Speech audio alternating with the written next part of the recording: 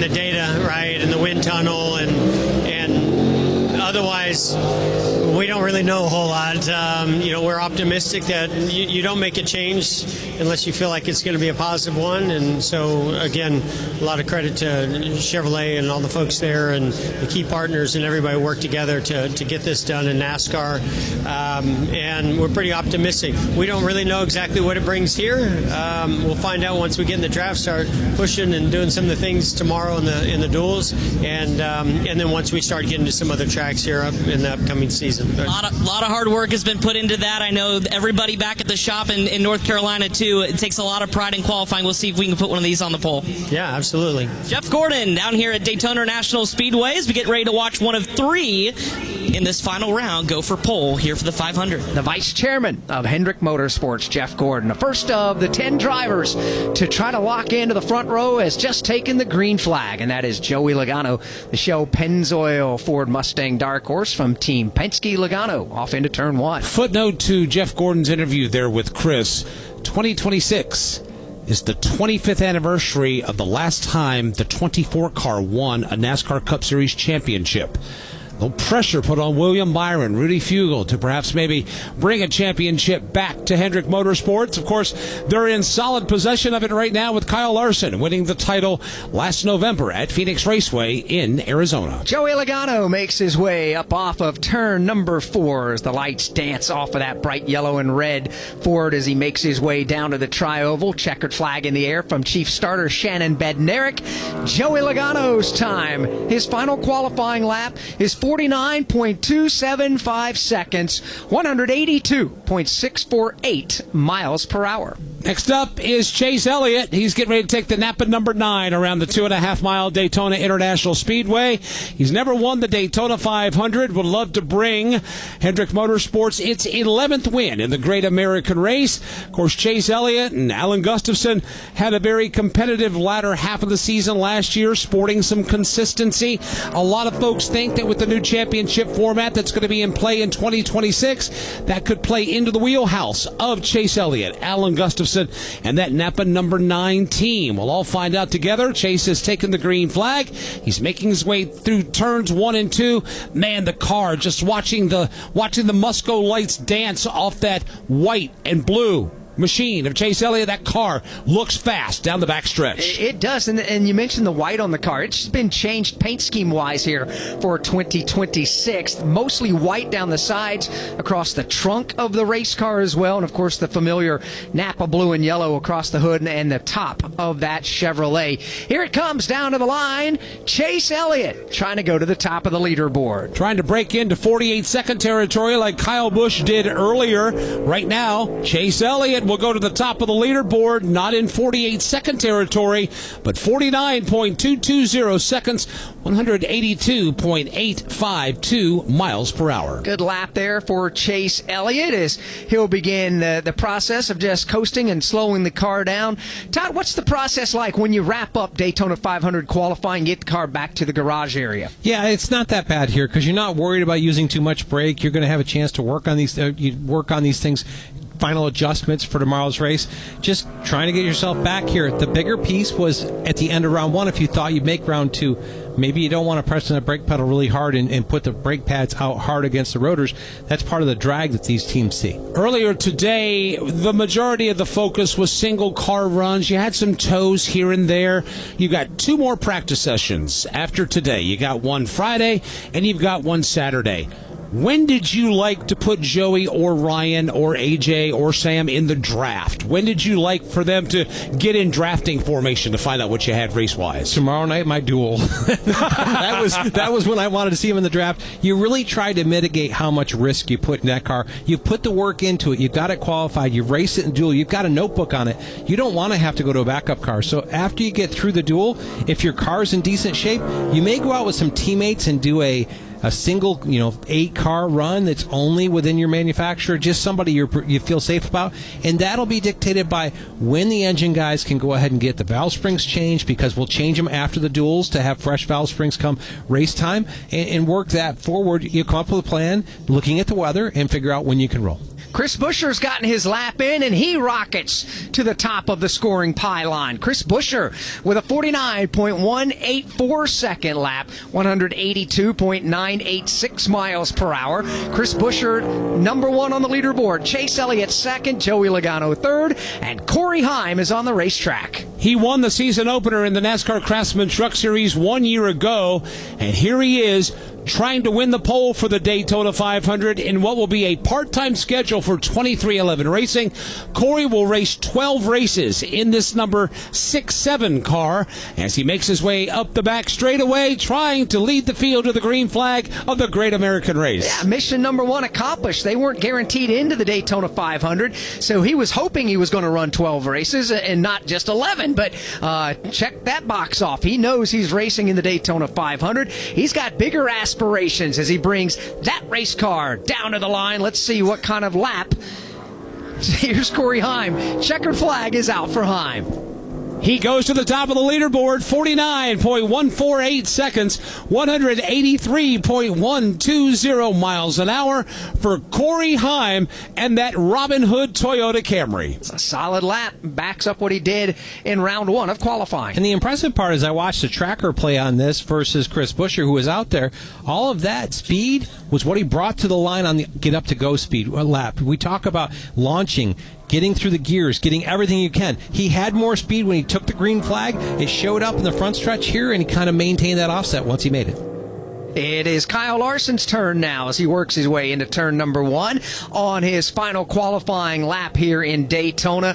Down at the bottom of the racetrack, Corey Heim is the driver to knock off the top spot. Don't forget the front two cars will be locked in to the front row starting spots, and the pole winner will start dual race number one on the pole.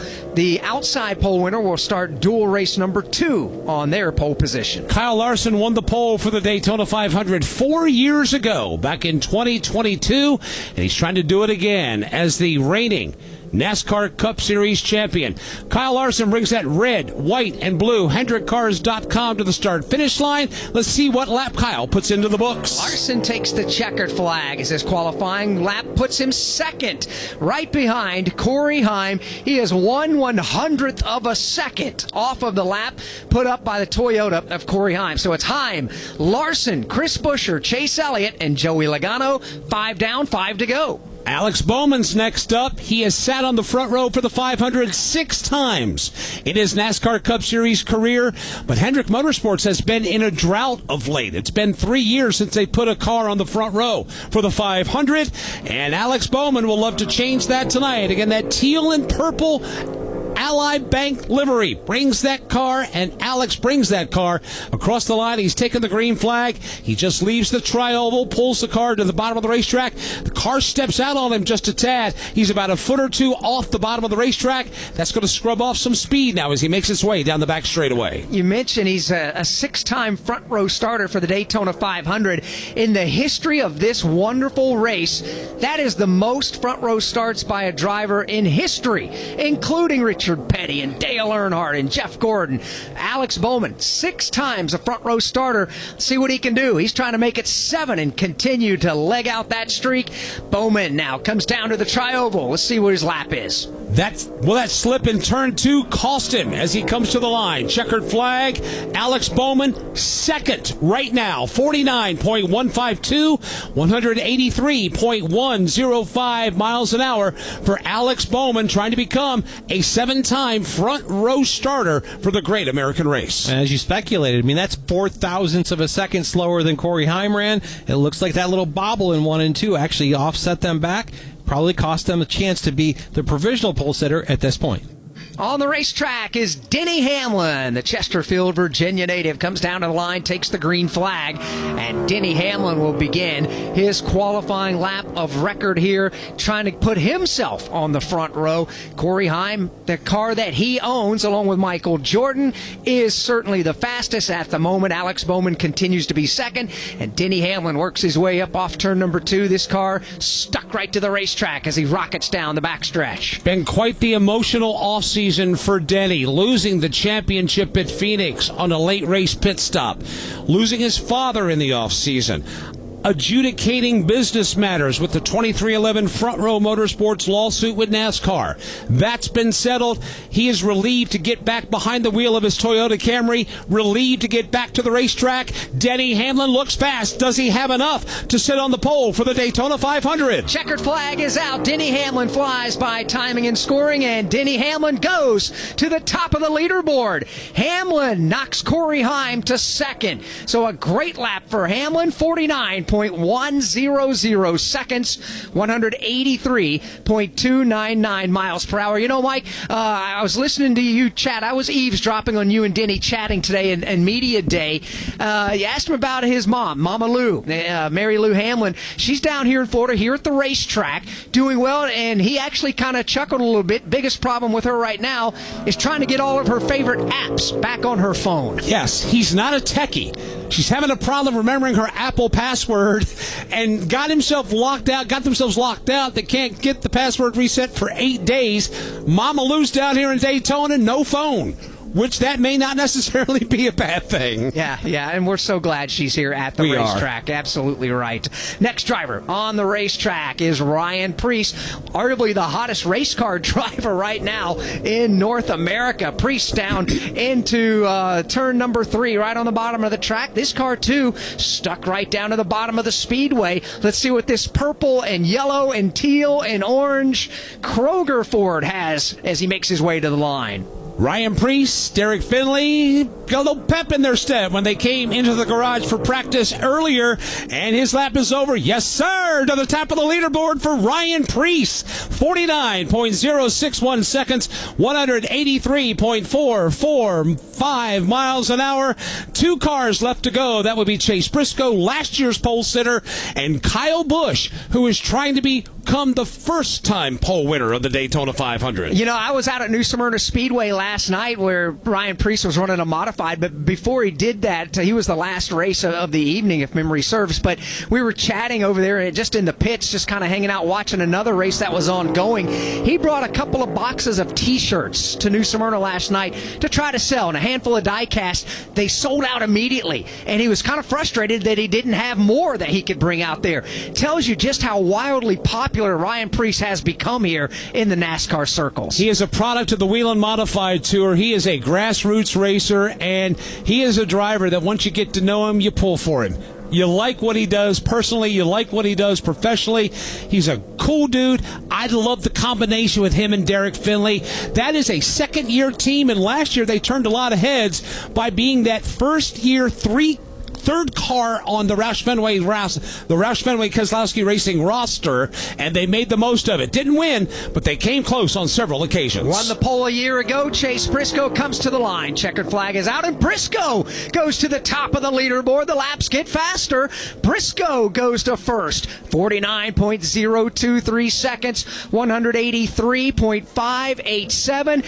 Chase Briscoe guaranteed a front row spot in the Daytona 500. The question is, Mike, will it be first or will it be second? Kyle Busch, the final car, is on the racetrack right now. This is Kyle Busch's 21st Daytona 500. He has come close so many times, but he has never been able to capture this crown jewel. Kyle Busch is on the clock right now. He comes across the start-finish line. He hugs the bottom of the racetrack, the double yellow line at the bottom. He leaves the tri-oval, and he's in turns 1 and 2. He was the fastest car in the first round. Question is, can he become the fastest car in the second round? We look around at some of the big flags around the racetrack. They're hanging relatively straight down, so there's not a whole lot of wind out there to affect that race car. He's halfway down the back stretch. Into turn 3, Kyle Busch looking for a Daytona 500 pole. Kyle Busch fans pacing feverishly and nervously. Richard Childress Racing fans pacing as well. Here comes Kyle Busch out of turn number 4. Checkered flag is waving at the start-finish line. Kyle dives to the bottom of the tri-oval. His qualifying lap is over at Daytona. Kyle Busch is on the pole for the Daytona 500 for the first time in his NASCAR Cup Series career. Kyle Busch, Richard Childress Racing will lead the field to the green flag in the Great American Race. Chase Briscoe has locked into the front row for the second consecutive season. Kyle Busch, it's his night. It's a rowdy kind of night here on the coast of Florida.